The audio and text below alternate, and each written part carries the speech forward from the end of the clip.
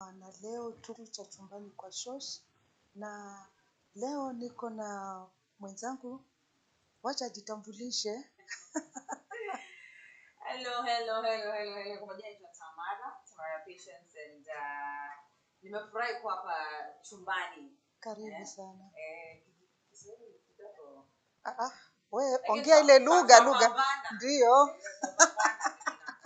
Ndio. Karibu sana Tamara. Na ni mara yako ya kwanza nafikiri kukaribia chumbani kwa Shosh.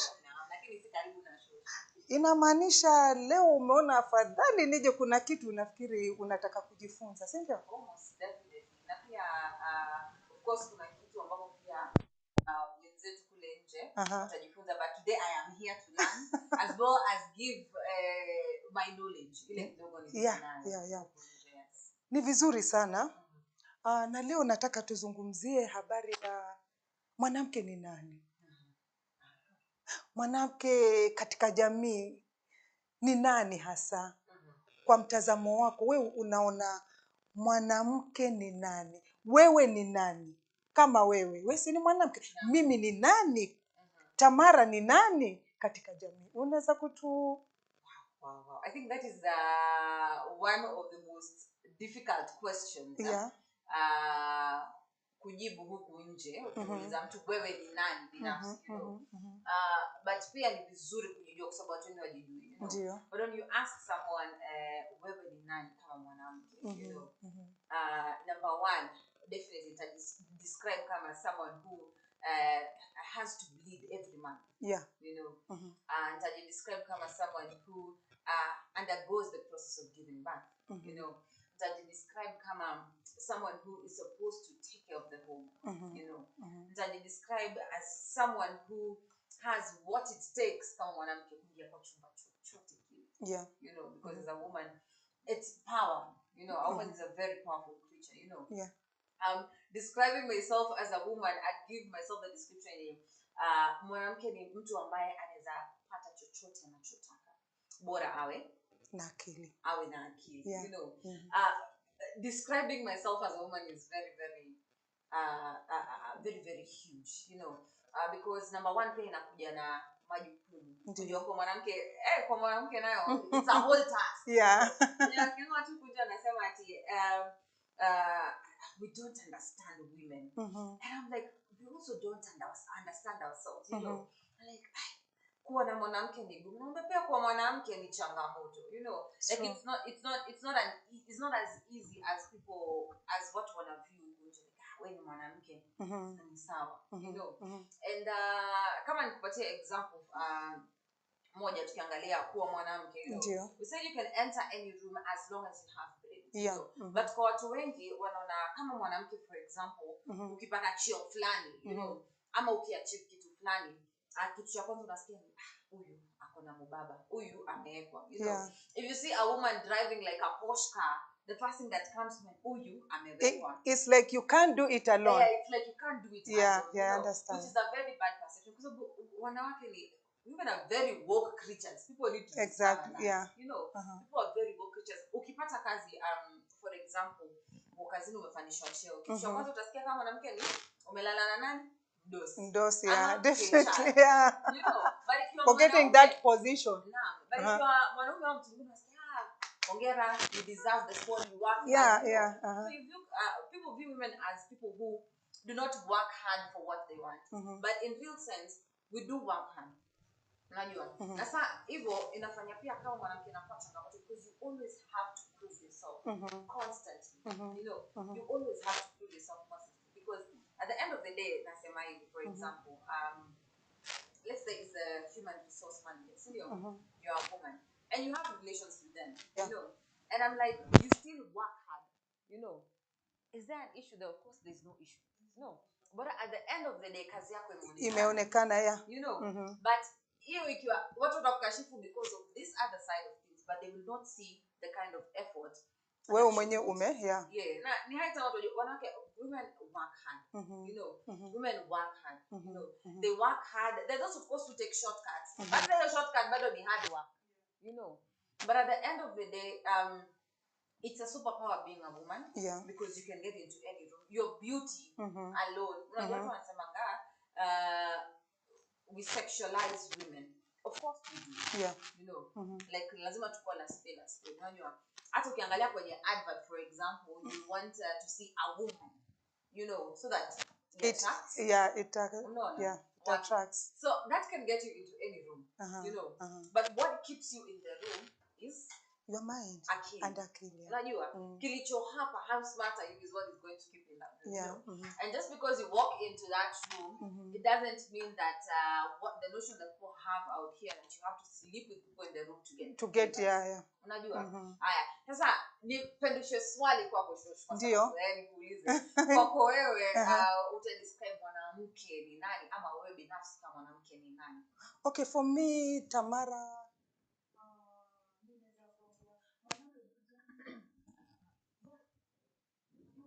you should believe yourself.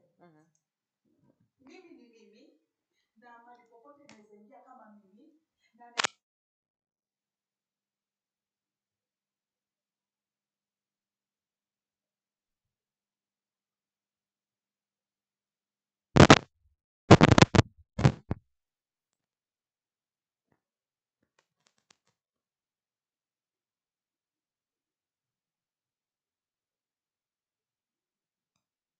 siko kama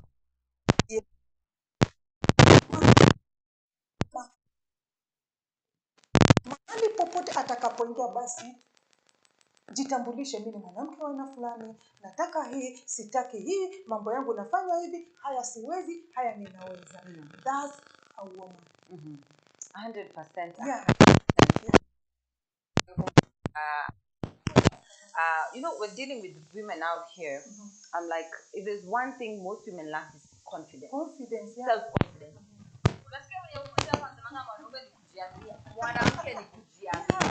You know, every single day mwanamke ni kujiaminia. Because from time to time, and I think hata pia experience the same na pia mimi experience the same. Inaweza kuwa unataka kufanya kitu lakini unajiambia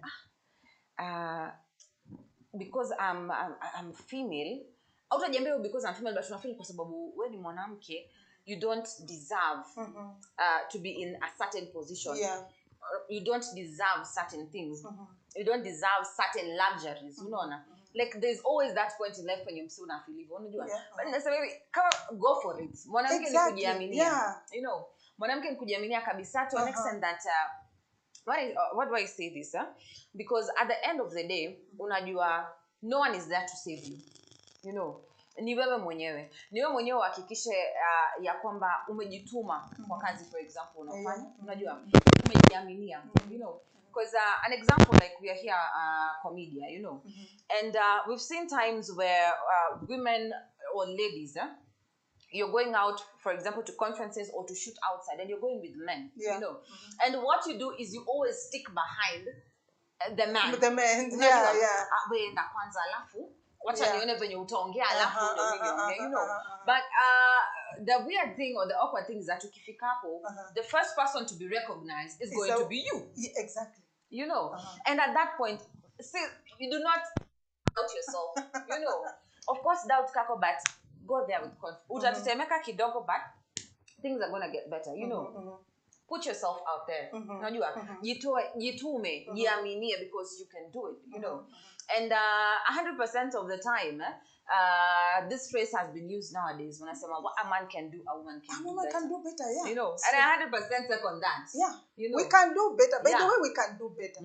Yeah. And then, Tamara, ninasema saa zingine, kuna hali fulani inaweza fanya yule mtu, tuseme mwanamke pengine unapitia changamoto fulani.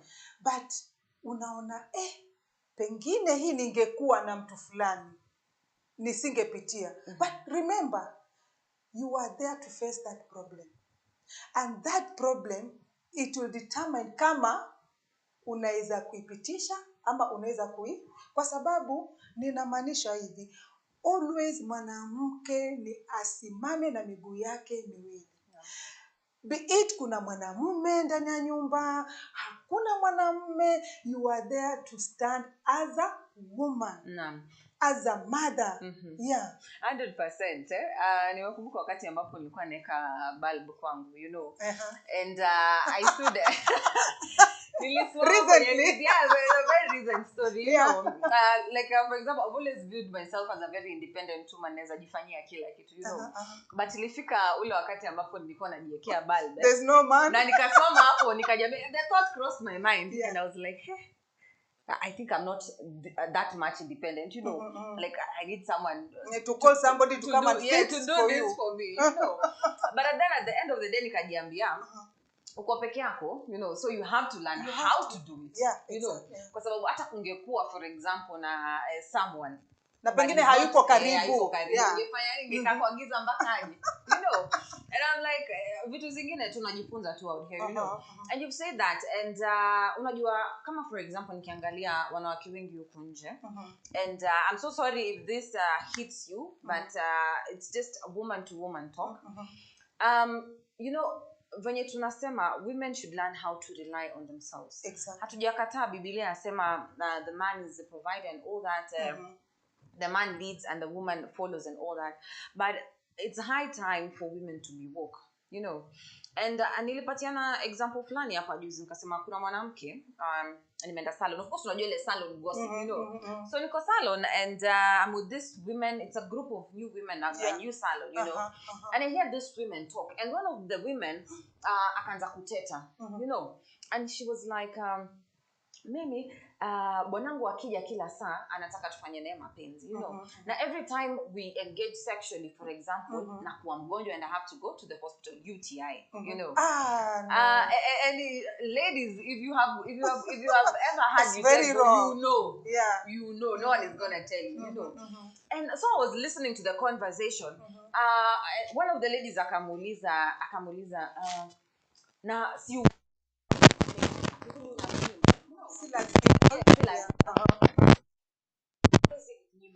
know. So alikuwa anasema huyu anatoka nje ndalina na wanawake wengine alafu akuje after that UTI mimi nimeshinda. So the hospital like we have the public hospital is called Saitoti, you know. Yeah.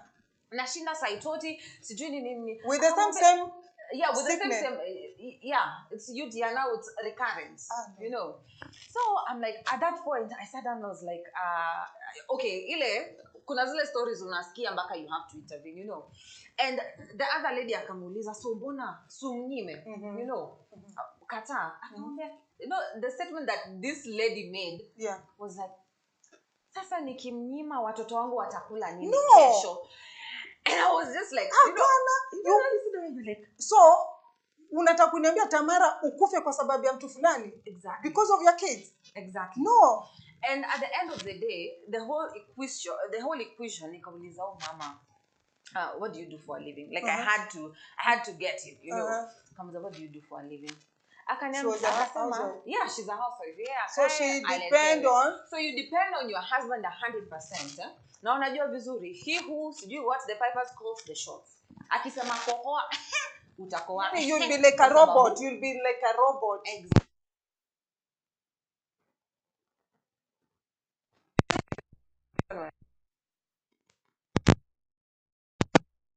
They probably unaingiza kama ni 200. Yeah, ama 200, you know. You're able to buy food for your kids, or you're able to chip into the family's expenses, you know. It's not easy for mwanamume kutoka mahali kuja kukuambia penduka hivi mingi na unapenduka tu kwa sababu kesho utaachiwa mimi moja. Tamara, you know, wanawake sahi ni waamke. Yeah? Ni waamke. You know, depending on somebody ambaye hukuzaliwa na yeye. He's not your brother. Ulimpata na meno yake, kila kitu chake. He's thinking. Ni tofauti na yako. So you need to be very sharp upstairs. One, yeye kuna leo na kesho. God forbid, afe leo, aende kazini, asirudi, apate accident and you're there with your kid. Haujui hata kutafuta shida. Exactly. Nani atakuwa kwenye shida? Wanawake ni lazima tukae tukijua there is always tomorrow. Yeah. We need to fight like men. You know, nowadays hakuna mwanamke wala mwanamume wakati wa kutafuta job. We are all the same. Yeah, we are all the same. Kwa sababu uchumi sahi ni mbaya. Uwezi bwanako pesa yenyewe ya salary ni ngapi? Haizi tosheleza wewe, watoto, you have 7 kids, bwana yuko hapo, mamako, you can. So many things zinaingia kukosana, all those nini kutukanana, ni kwa sababu ni mtu mmoja ana provide. But tungekuwa wawili, japo yangu ni kidogo, yule ana pesa nyingi, tunaweza kaa tukaongea. Na Tamara, kuna hii tabia ya kuwa uko pale, hata sauti yako hakuna mtu anakusikiza. No. Oh, sweetheart, kuna hivi, babe, kuna hivi, no, we'll talk. Yani wait. I think wanawake lazima wajiasat. Yes. Unaget? Lazima you own. You own your relationship, you own your house, you own your family, you own everything, you know. Because at the end of the day, if someone is not listening to you, if your partner is not listening Definitely to you, not. Have respect. You know. Yo, number one, I'm to respect. You know? Harshness. Exactly. Yeah. You know. What do you want? Let me have it. Shall we be? But trust you me, as a woman, in a activist. If you have your own money, that man will not raise his voice at you when you're attack of you. You know, because at the end of the day, it's not like it's a threat, but if you're able to rely on yourself, it's actually security, you know. And it's high time people wake up, because right now, ukiangalia hata ile generation tunaishi ama ule wakati ambao tunaishi. Wakati ambao divorce rate is very high, you know. Watu wanakosana, you know. Watu wanakufa kila siku, you know. At the end of the day, when you show tu amesema, ask yourself as a woman, ikifika kesho mume wangu hayuko ama huyu mwanamke, utafanyaje? What am I going to do? Yes. If you have kids, what am I going to do? You know, kwa sababu unaweza pata hata you are household, but you are a wise and a woke housewife, you know. At the end of the day, zile pesa zako unapata, unaona. And being a housewife does not mean that you're jobless. What you are? You can do small business. Yes, you can even be doing big businesses, and you're still uko ndani, you know. Online business, unaenda tu usinde bwana, ukimaliza kazi zako, nani Tamara, niko na hii, ukipata 50, 100. Naam. And another very important thing, unajua huku nje hakuna kitu mbaya kama kudisrespectiwa na mume wako, you know. Na nikiengage na when I'm engaging with women out here, married women as well as even ladies my age, you know, who have boyfriends and all that, unapata the leading cause of disrespect among women inakuanga mwanaume amekuja akakuweka, mmetulia vizuri, anaona baby come, I'm going to provide for you, I'll take care, I'm the man, I will provide, I will protect you, you stay at home and take care of the house. Good language. Yes, hizo na unajua wanawake venye tuko, ukisikia maneno matamu nalegea ni hivyo tu, you know. So I'm like using all those words. Wewe unakuja hapo hivi unakuwa jinga kiplani, unaona mwanaume amesema anafanya kila kitu, unakuja una relax, you know. What about tomorrow? Ikifika kesho serikali ipinduliwe, utafanya, you know, ukose ku receive what you're receiving, you know. So basically all in all, what we are saying is as a woman, have something of your own, no matter how small it is. Yeah, you know, exactly. no matter how small it is, kwa sababu naangalianga kama nyumba zingine, you know, and it's very very attractive. Ukiangalia, ukipata nyumba unapata mwanamume, biashara ipo, and they involve the woman, you know, because number one, inamaanisha this person respects you. This person sees you as someone you can actually build. Yeah. Unajua. And number 3, hata wewe kama mwanamke, you have a say. Unajua. Si ati mtu atakuja akwambie, you know, kuna wale watu mtu hana say mpaka hata mwanaume anakuletea klande wake ama kwa hiyo nyumba. By the way, it happens.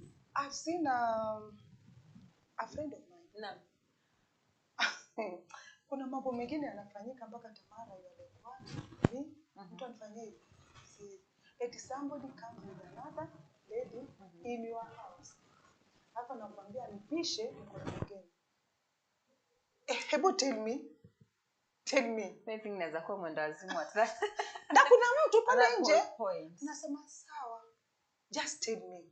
Vaa hiyo kiatu ya yule bwanake amekuja jioni, tena anakuja very late, saa 5, anajua hapa hata nikikufanya nini huwezi toka. Eti Tamara, please, I have a visitor and we will use that room. What are you going to do?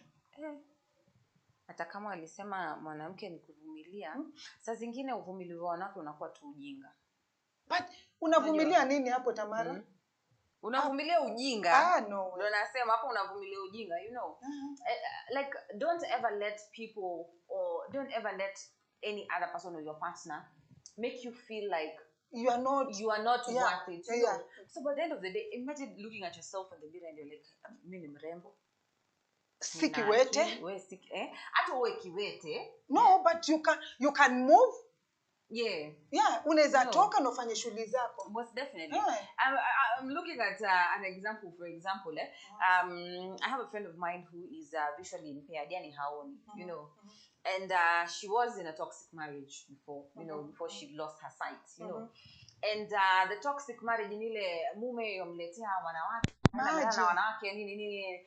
Then the time she lost her sight because of disrespect, you know, that now you're visually impaired, so nakuletea weziona. But you know, the thing is if someone is visually impaired, they can sense, you know.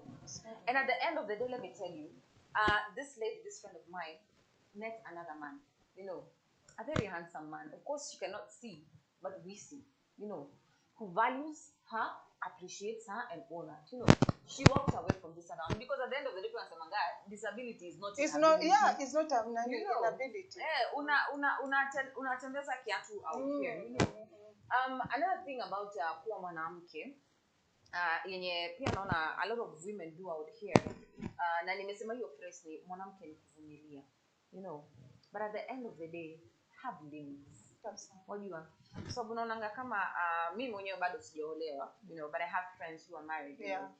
And of course I've seen from my parents, my relatives and all that, you know. Mtu nakaa unavumilia a lot of I'd call it bullshit from the house. Unavumilia a lot of insults from work, you know. Unavumilia a lot from huku nje, unaona. Kwa sababu wakati wengine watembea, you know. And of course we have freedom of movement, unajua. Watembea and you find wanaume tu mahali waanza kuchokoza, you know. But then because mimi mwanamke I can't react and all that, unajifanya ni kama sina sina nguvu ama sina usemi. Unajichukulia wewe ni mnyonge. 100%, you know. And then again, another thing, for example, like at work, you know, hatuwezi kataa huku nje even statistically, workspaces are mostly dominated by men, you know. And at that point, I feel now that the ones who are supposed to be making the final decision, so you tolerate a lot of insults, you tolerate a lot of you being downsided or all because you are feel like you're female and men should be dominant. There are dominant women out here, you know. I'm like, always avumilia, but to an extent, you know. Same thing I've seen when it comes to harassment. And one weird thing, unajua ukikana wanawake, I don't think I've ever sat with a woman who has not had a scenario where someone has tried to like sexually abuse or sexually harass them. You know, I'm talking about someone trying to touch you, someone trying to sleep with you and you don't want, someone coming and kushika and all that without your consent, you know. And talk to any lady, atakwambia, or will share that experience, you know. And sometimes as women, you find you are, for example, being abused even in the house, you know. But you're like, you don't want to speak up because people will not believe you, you know. Now, nipe an example. I have very many examples, by the way. Let me give an example. You know, so this is an example of a place where mtu amepatikana and you're being kashifiwa because of how you look, you know. So a lady, a friend of mine, she has tattoos and all that, piercings. Of course, she dresses nicely, you know. So she's going out, you know. Went out with the friends, and what. After that, they came back home, the whole group of friends, you know. So there's a way in which you can be confident enough with your friend, and you're like, you'll share bed, nothing is going to happen, you know. So at that point, these two guys go into a room, you know, everybody has split, you know. I'm like, you're my friend, just say what, you're okay, you're good, you know. And then at that point, this man starts trying to get touchy, you know. So this chick retracts and is like, unadu, you know. And then the man is like, najua pia unataka, you know. What? And you're like, no. And when you say no, and then a man asks, why? because I said no. Let's start from there. No is an answer by itself, you know. And I'm like, this dude started like getting aggressive, choking this girl, and so the lady is like screaming, you know, unaduni, and you've gone out, you're in your kaka dress and all that, you know. I'm like choking this girl, trying to make her way in, you know. And the moment the chick is screaming, the rest come. Of course, most are intoxicated, you know. The moment they come in that room, of course, 1 hour split and all that, you know. And the first question they asked this chick, ati, ulikuwa unafanya nini Jose? You know, look, I'm sorry. You're like, you know when I'm giving this story that I'm going, but shame on you, Jose. You know, and I'm like, ulikuwa unafanya nini Jose? You know. And this chick is there, she's like crying and a tremble and all that, you know, because of how could expect, you know, like this is a friend of mine, you know. So the chick leaves, you know. The chick leaves, and the rest of us tumebaki, and we are hearing like how people are reacting. Like, unajua ama demo anakuanga na matattoos na amejitoboa toboa hivi. And I'm like, first of all, a rapist is a rapist. Exactly. You know, an assaulter is an assaulter, you know. But I'm like, you cannot just say that because someone is a lady and has tattoos and has piercings and all that, then she's an immoral person, you know. And why am I giving this story? Because this chick screamed, you know, for help, you know. Other people or other people in that would not have screamed, you know. Because if I say this, won't they think that I'm the one who initiated it because I'm the one who went to sleep there, you know. You know. The same thing happens out here. Your husband is sexually taking advantage of you. Yes, your partner can rape you, you know. Takes advantage of you, but you don't speak up because, oh, he's my husband. Oh, what will people say about you have me? that fear, you know. Saa yote uko na siwezi, nitamwaibisha, watu watanionaje, you know, ni bwanangu. And yet wewe mwenyewe unapata shida. Mwenyewe unaumia. You know, I'm like, just, you don't have kuvumilia kila kitu, you know. And even I say the same thing when it comes to, like, you don't have to vumilia kila kitu, you know. Sometimes put your best foot forward. Say no, you know. Sometimes say it's enough. Tamara, kuna swali nataka kukuuliza. Naam, shush. Mwanamke anatakikana avae mavazi gani? Ili mtu amtambue huyu ni mwanamke. Ni mavazi gani hasa inatakana? Yani ukivaa tu mtu atakiwambala anajua this is no mwanamke. That's also a very tricky question, kwa sababu mwanamke ni tabia. Mwanamke ni tabia. Mwanamke ni tabia, na of course maumbile, number one. But when it comes to dressing, and unajua unaenda kwenye blind spot kwa sababu ina terrible dress, you know what? Ngoja nikuulize, nikwambia kitu. Okay, kuna wale wanasema huyu si mwanamke, unamwona vile amevaa. But huyu unaona dressing yake ana heshima, amevaa nguo refu. So what's the difference between a short dress and a long dress in a woman? So sijibu hapo ndakwambia the difference between a short dress and a long dress in a woman is that a short dress is probably above the knees and a long dress is below the knees, you know. But that does not define wewe kama mwanamke, wajua. No, kwa sababu anasema hivi kwa sababu unaweza kuwa umevaa sketi refu na mwenyewe, how do I even put it?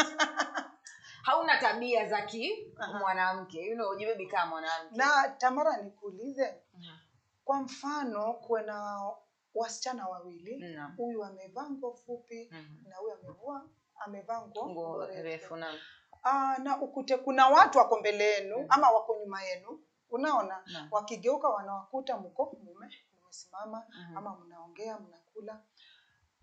Hebu jieke kwa wale watu ambao watakuwa nyuma wakiangalia wale wasichana wawili. Niambie. Of course, real perspective. Tutaangalia miguu kwanza, si ndio? Ule amevaa nguo fupi, si ndio? Actually tuseme mwingine anakaa with material, you know, aliyevaa nguo refu, you know. Kuna wale watasema sasa huyu ndio mwanamke sasa, you know, mwanamke anapaswa kuvaa hivi, mwanamke anapaswa kujisitiri, you know. Na pia kuna ule mwingine unajua macho ni tofauti kwa watu wengine, huyu mwingine utasemekana labda ni mshirati, si mtu mzuri, labda ana tabia mbaya and all that, because at the end of the day that is how people define, unajua. Lakini kuna wale who will be like, yes, the two of them are ladies, kwa sababu unajua unaweza kuwa umevaa nguo fupi lakini ni nguo fupi iliyo na adabu. Tamara, nataka nikulete nikuweka expert hapa wanawake nitaanza wanawake we have niseme tuko na uwanja mkubwa sana. Facts. Na hatujui ni nini pale ndani tunatakana kufanya as wanawake. For example, wewe ni mwanamke sahi haujaoleka. Na ni lazima uwe na vitu fulani, vitu fulani code ambazo nikiwa na hizi nitampata Willy, nikiwa na hizi Willy atanunulia gari, nikiwa hivi atanunulia nyumba. I mean, ni vitu gani hasa kama wewe msichana, mimi ni kama wewe msichana ambapo unatarajia maisha mazuri mbeleni na upate mwanamume mzuri mbeleni. Mwanzo mavazi, tabia, yani uhusiano wako vipi utapata hiyo position ya kuachia lady. Position ya kuachia lady. Unajua kunjo nasema ukiliona tunda na likupendeze, you'll do everything it takes to pata hilo tunda. Unajua utapanda mti, kama utoshe utatafuta ngazi, kama ngazi haifiki utatafuta mtu mwingine akusaidie. I think it's the same way, if I'm attracted to you as a person, if I am into you, of course, dressing number one, very, very important. I have to dress in a way that I make sure you actually recognize. Unajua? I make sure I never ever look bad. Unajua? Kwa nini anataka ule mtu ana ile perception ya msichana amejieka hivi na hivi, second, obviously how you speak. Unajua? How I speak with my friends itakuwa totally different from how I speak with someone I like, ama mtu ambaye namtaka, na zile vitu pia ambazo nazungumza. Unajua nikiambia unaweza kuwa na utani hapo whatever, but ikikuja kwake there's a way in which you change, how you talk, what you talk about, and all that. Na kitu inakujanga automatic, sometimes set kitu unakaa chini una plan, because when you're with someone that you like, you always want to look good, of course. You always want to smell good. You always want to talk about good things. Wajua. Na kitu nyingine pia, you never want to look stupid. Wajua. Kwa hivyo lazima uangalie marafiki wako. Sometimes even cut off friends. Unajua. Wale madada uko nao, Kwa sababu kama naona kuna rafiki yangu alikuja akatukata sisi sote wakati ambapo alikuwa anatafuta mchumba, Kwa sababu unajua sisi ni filanga free.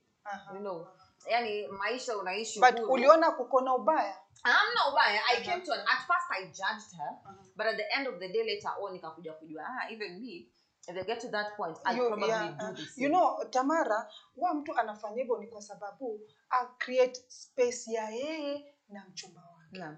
Because kuna vitu fulani utafanya ukiwa na marafiki zako ambazo hazitafurahisha mchumba wako. So you need to have that room ya hii nita occupy mimi na mpenzi wangu. I don't need any obstacle ambayo inaweza kutufanya wacha nikwambie hivi, kuna wanaume wengine wakati pengine anakuchumbia wewe kama msichana, so anaangalia vitu fulani. Je, na hata kwambia huyu ataacha fulani na fulani. Pengine anajua marafiki zako tabia zao vile ziko. Huyu ataacha kuvaa nguo fupi. Anajijua yeye ni nani. After 3 years anajua huyu atakuwa ni bibi. So anakupa ile grace period yako uchange. Lakini kwa sababu ya wewe haujafika na hujafikiria, utaona ni yule Willy tu niko na yeye hana neno. Most time wanaambia watu, when you are in a relationship, you should be very careful. You either lose the relationship ama we win your relationship. It will depend on you. Another question I want to ask you, Tamara. Ni mavazi gani kwa mwanamke? Hapa tunaongea mwanamke. Naam. Ni mavazi gani kwa mwanamke sasa ile you have a boyfriend and he wants to go to his friends, relatives, parents. Yani kwa ceremony, yani mahali kuna watu ambao anawaheshimu. Ni mavazi gani hasa msichana ama mtu mzima ambaye amefikia? Ni nini hasa unatekana kuvai kwa sababu one uko kwa mtego? Ni nini hasa unatekana kufanya? Okay, cha muhimu kwanza, number 1 is to make sure you're comfortable. Number 2, in speaking out of an experience, see as a professional, lazima uvae nguo ambazo you are confident in, that you represent yourself in, and that also won't embarrass you and won't embarrass your man. Unajua? At the end of the day, if you're stepping out with your man, let's say an example, unajua, nikiwa na mwanaume wangu peke yangu, obviously I'll wear what I want to wear with him. Hapo uko na Willy. Willy haezi kukwambia but inamuuma. Yeah? Kuna wanaume wako hivyo. Ako na bibi ana mess, anafanya kila kitu but haezi kumface yule mwanamke wake na kumwambia babe, ni nini unafanya? Watu kama wale utawasaidia vipi? Ama utawaambia kama msichana, wewe nataka uambie. Kamera ndio hiyo, uambie wasichana wenzako. I love anyways. Anyway, musema hivi, kama mlianza kama marafiki, you know, then it's easy for even your partner to communicate when you're on the wrong or when you're not doing something right. Unajua? Na kama marafiki, wacha nikwambie venye kuko shosh. Na hii unaweza attest because now you're older than me. Ukiwa marafiki na mtu, ukiwa rafiki na mume wako kama your partner, the mtu easily atakwambia, na unanuka jasho leo, unaona? You know, something like that. Unajua? Lakini ukiwa na mtu ambaye si rafiki yako, kwanza atakuwa na ile idea ya kukwambia hivyo. You know, not like you unanuka jasho, you won't find it offensive. You know, as a partner, you will actually, unajua, you will actually work on it. Unajua, if ukiwa na urafiki na mtu, build a friendship first. You know, usikimbilie the relationship bit first. But even when you're in the relationship, find ways to kuendeleza ule urafiki. You know, ukiwa na urafiki, it's easy for someone to be comfortable enough to tell you stuff. Unajua, na kama umekaa chini na and you're not comfortable enough to tell your partner certain stuff, then I think you're in the wrong place. Unajua? So utapata so for example like my man, utapata it's easy for him to talk to another woman and tell them umefanya hivi na hivi na hivi, but it's hard for him to tell me. You know, that means number 1, you're in the wrong place. Number 2, there's something you're doing wrong. You know, clearly. Because my partner, we're supposed to be very, very open with each other. You know, and the only person you can be open with is your friend.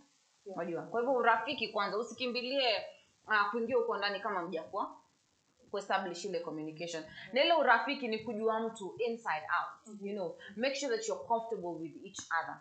You know, and that even gives you confidence as a woman. You know, to express yourself, to even be wild and all that. Unajua, hivyo like inakupatia confidence. Ni kama just to dive nje kidogo. It's something called vanilla. And something called vanilla. Na musema for example kama mwanamke, kila mwanamke ana vanilla yake. You know, by flavor. Vanilla flavor hivyo. By vanilla nikisema this is my vanilla, namaanisha for example this is someone, a man whom I can be 100% free with, 100% crazy with, 100% ikifika the other sector unajua huru wa kufanya anything. You know, that's your vanilla. But unapata kuna ule mwingine mwenye you're not even confident for example to walk hata in a bikini ukiwa kwenye beach akiwa, you know, because you keep on asking yourself ataniona aje, ata nini, una get and all that. But there's this one whom you're free with. What you are 100%. Now that is your vanilla, and that is someone who is actually a friend. You know, mtu mwenye ingiana vizuri. Huyo ni mtu rahisi, anaweza kufanyia, anaweza kuambia anything. You know, leo nywele yako ikae vizuri. Unaona? Sisi mtu ataka wewe nikiomba nywele yake ikae vizuri, atanifikiria aje? you know. So at the end of the day, what I'm trying to say is make sure that your partner is your vanilla. Unajua, work on that. Hii ni Channel 7 News East Africa. Watazamaji wetu, munasikia yale tunaongea, msichana wetu anatuambia, najaribu kumfundisha kwa sababu kuna mambo mengi wasichana hawajui, wanawake hawajui, hawajielewi wao ni kina nani, lakini kuambiana na kufundishana ni jambo la muhimu. Nenda YouTube channel, tuko pale, tufollow Channel 7 News East Africa, comment, na nafikiri tutakuwa tuko sawa. Tamara,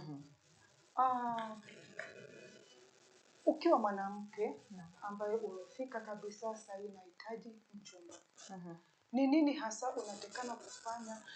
Ni kitu gani hasa kitakufanya mimi nimefika mwanamke, mimi sitakiwi kukaribiana na mwanaume? Unanielewa? Wewe ni mwanamke, nimefika kuolewa, na kuna mambo ambayo huwezi fanya kabla sijaoleka na Willy. Na ama naweza fanya hata kama bado sijaenda kwa Willy. Wewe kama wewe Tamara, unaona hili jambo kuwa ni vizuri ama ni kujiangusha kabla mambo mpira bado?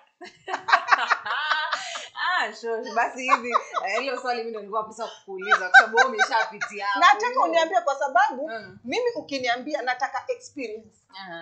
Uniambie kweli Shosh najua hivi na hivi, but je, unaweza niambia vipi? Yeah, I want to know from you first. Okay, my perspective is that kwanza of course wacha nieke tu hivi uhuru, you know. Unajua ukiwa soko una visit different places, you know, you're attracted by different things, you know. And siwezi sema ati wakati ambapo nimefika maybe umri wa kutaka kuolewa, ama wacha niseme umri nimefika wakati ambapo nataka kuolewa, I for example stick to that one person mwenye naona a potential or possibility. Unajua sasa wakati wa kiss many frogs na utanipatia perspective hapo, you know. Yes, frogs until you get your Prince Charming. Until you get your Prince Charming. Labda hata Prince Charming wako ni among those frogs, you know. But I feel there are certain things kama some things that you should not do. Number one, yes, I believe is engage in become a wife before you're married. Or you become a wife to your boyfriend. You know, unajua kuna watu wengine wamejitekeleza, mtu ataja kuuliza will you be my girlfriend? You're already playing roles zile zenye hakuna, unajua. Na wakati ambapo unapiga hizo roles unapata pia mwenyewe umejifunga, unaona huyu mwanaume ndio ataenda kunioa, you know. But being that open minded is actually good. Unajua ile akili yako iko uhuru, you know. There are others who say things like do not engage, for example, in sex if you're not married. Kusema ukweli, if I had not lost my virginity, I would have waited. Unajua, I would have waited until marriage. That is one thing I regret in life. Unajua, but at the end of the day, of course pia kujichunga na taking care of yourself, you know.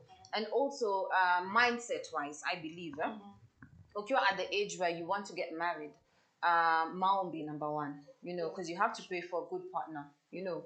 Lazima uombe Mungu to guide you, you know, and remove wale bad partners, whatever from you. Chini kama sasa mimi nikiomba Mungu wangu naambia Mungu, if I want a husband, or when you're ready to give me a husband, I want a husband who's like this, who's tall, who's handsome, who is rich, who is where wajua kenye unataka kuombea, you know, and all that. And at the end of the day pia unajipanga psychologically, you know, because you're going to get to a point where you were used to being in your own space alone, and now you have to accommodate someone else. You were used to making decisions on your own, and now you have to accommodate someone else. For example, ulikuwa umezoea kwenda out kila Friday, but now you have someone who doesn't like it when you go out, for example, so you have to go out once a month. Unajua Tamara? Okay, kuna hawa vijana wanawakujia as in let's do this and this before nijue kama unanipenda. Tell them. You know, wako, if you really love me, sindio, wanakuambia kabisa, Tamara, najua siwezi kaa hivyo vile, najua wewe, so why don't you just do this. No, I'm saying this, and Shosh, unajua mimi ni mahuru, you know. I'm like tell guys there wako is hapo. power. Yeah. There's power in okay, can't use the P word here, but there's power in owning a vagina. Yeah. Let's start with that, number one, you know. And at no point should someone tell you ati wacha kwanza nikupatie mtoto ndio nione kama unaweza kuwa, you know. Ama wacha kwanza nilale na wewe ndio potential life. If you want to, as a lady I said, you have the power. Do it because you want to do it. Not because ati someone is telling you ati nitakuwa tukifanya hii kwanza. Hiyo ni ushenzi, hiyo ni pussy. That's a backward mindset. And if you use that phrase, change your ways. You know, change your ways kabisa. Tamara, neno lako la mwisho. Neno langu la mwisho. I'm saying this to all the women out here. Be confident. Love yourselves. Take care of yourselves. Learn how to take care of yourself. You know, learn how to love yourself. At the end of the day, and I keep on saying this, find your own as a woman. Even if it's 1 shilling, find your money as a woman. It earns you respect, saves you from a lot of bullshit, and gives you the confidence to actually do a lot of things. Hii ni Channel 7 News East Africa na tumeongea mengi. Kama wewe unasikia yale tumeongea na umeyafurahia, basi tunataka comment tuzisome. Alafu basi mnaweza kutupata kwa handle zetu. Mimi kama Shosh Mrembo YouTube channel, Shosh Mrembo Facebook, Shosh Mrembo TikTok. Tamara, unaweza kueleza vile wanaweza kukupata? Ni Tamara Patience tu kila mahali. Tamara na H hapo mwisho. Asanteni sana na tukutane tena majaliwa ya Mwenyezi Mungu.